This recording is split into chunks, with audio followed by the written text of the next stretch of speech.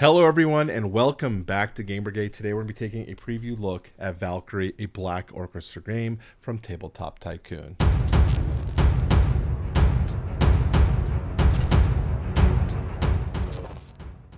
So today we're going to be talking about Valkyrie. This is a Black Orchestra game, and Black Orchestra deals with the assassination attempt of Hitler during World War II. In this game, this is a slim, more streamlined version of the Black Orchestra system, and we're going to go through the mechanisms and how this game works so you guys can see if this game is for you.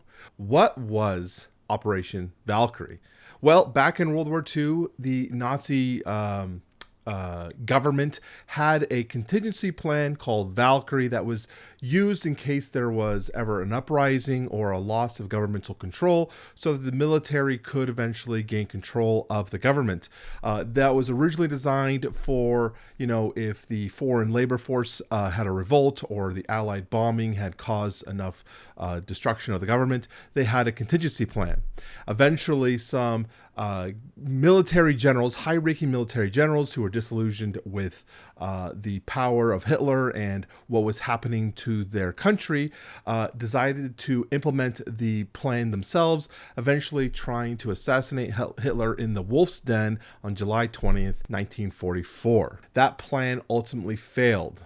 But in this game, you are going to take those same conspirators and attempt to right the wrongs and try to fix the things that they were not able to do successfully in this game.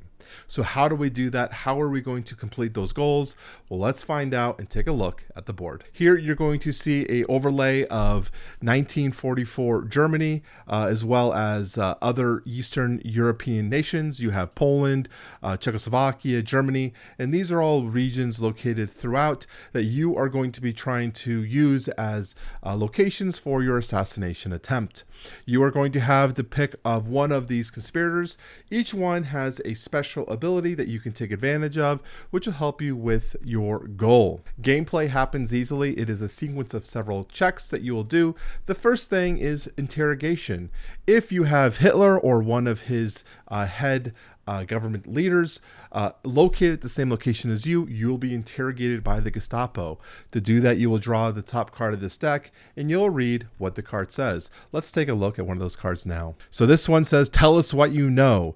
You're going to choose an option below, discuss without discussing it with your other players. If your choice cannot be resolved, choose the other option or option C. Then resolve the event and discard this card. So most of the time, these cards are not very good. They are intended to be bad, but the C option is the best one because it will provide no ill effect for you. So in this case, it says add a file token, then lose one action, roll this turn. We'll talk about those actions in a second. Remove the stack of items in your location from the game. Those are important. Those are these item stacks that are used to complete your objectives. If you roll the C on a roll of dice, if you get the action effect, it has no effect. But if you rolled either of these, you have to resolve both A and B. So you get to choose which one you want. But if you go for C, you either hope you get the arrow, the action arrow, otherwise you choose both of them. Once you make a decision here, there is then an event at the bottom, which is going to cause either some of these tiles to flip or some of the leaders to move. This one specifically says, move Himmler to the location of the nearest conspirator other than yourself. So Himmler is way up here. And because I'm playing as the Colonel Claus, we'll move this Himmler over to this location. And then this card is discarded. So that is how the Gestapo interrogation will play out. If the Gestapo interrogation deck is ever run dry or emptied, the game is over. You have been caught and the game is over. You lose. You lose! Okay, from there, you will then roll your dice. Generally, you will roll 3 action dice, but my character rolls 4. And these dice are how you're going to complete your objectives, either by collecting different types of allies or by doing different types of actions. So we'll roll our dice. So we take a look here at what I rolled. I rolled 2 bullseyes and 2 arrows. The other option we could roll is this, I don't know what the technical term for this one, the Iron Cross Eagle thing. But you could roll that one. That is a bad thing. That means you have to be interrogated by the Gestapo again. It'll continue doing it. The bullseyes on a normal roll is how you're going to recruit allies. If we take a look at the very top of the board here, you see recruitment. These are all the allies that are available for us to recruit in the game. And every time we recruit an ally, a new one will become available. When you recruit an ally, you're going to place them at one of the ally locations, and now that ally is available for use when you are at that location, either through its a passive ability or an action ability, such as this arrow here. When you have these bullseyes, you will take both your dice and you're going to place them up here. When you have 3 of them total, you'll remove them and then you'll recruit your ally. The arrows are your action dice, basically what gives you your action abilities. So whenever I see one of these, I have now got 2 actions that I can use, and with those actions we have the options to move, search, collect, share, utilize, and eventually initiate a plot. So those are the eventual actions we're going to do. Let's talk about each one. The first one being move. Move is very simple. You just take an action and you can move from your location connected through these dots to another location. If you are in Berlin, all 3 of those locations are considered adjacent, so you can move to either one of those. But in this case, we're going to go ahead and move down to Angled-Sud. From there, we have the option to search or collect. These are kind of different actions. They do something similar. The search option allows us to take our item pool that's available at that location and look through the different types of items to see what's in here. So for example, here we have intel, passport, and schedule, as well as 2 detonators. So we know what's exactly in here, but once we've looked at them, we have to take them and shuffle them up to kind of randomize the order. The next one is collect. Now there are some ways to pick items out of these item piles from your choice. Otherwise, you just take the top one and add it to your available item pools. In this case, I got intel.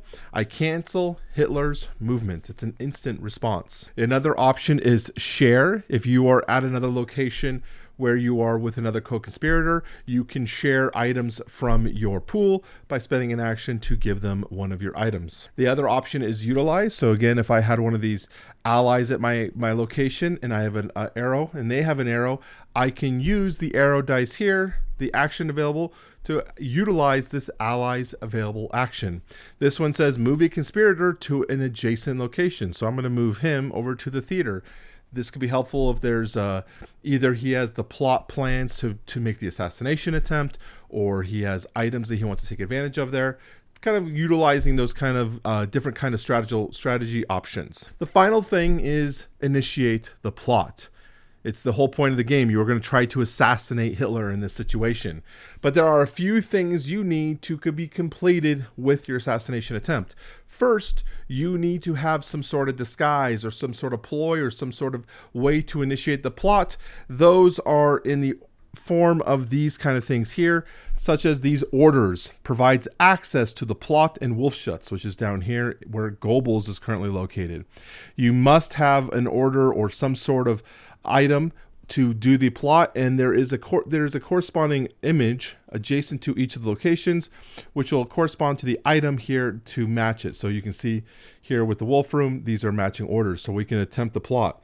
But that also means that Hitler needs to be in that location as well, and I need to be there as well. So we need to have all those things be the same. After that, you must have different types of dice that you're going to roll to complete your objective. There's a few different ways you can do that. The easiest one and the most common way that you're going to complete your assassination attempt is through explosives. But you can't just have explosives, you need a detonator as well. Once you have the detonator and explosives, they become a single item. This will add 3 dice to our pool. There are other accelerate items that you can pick up and find, such as the stopwatch, there's pistols, there's different things that'll add additional dice to your pool, and you're not required or limited to the amount of explosives in your attempt. In fact, the more explosives you have, the higher likelihood that you have to make an assassination attempt. So let's show how that would work.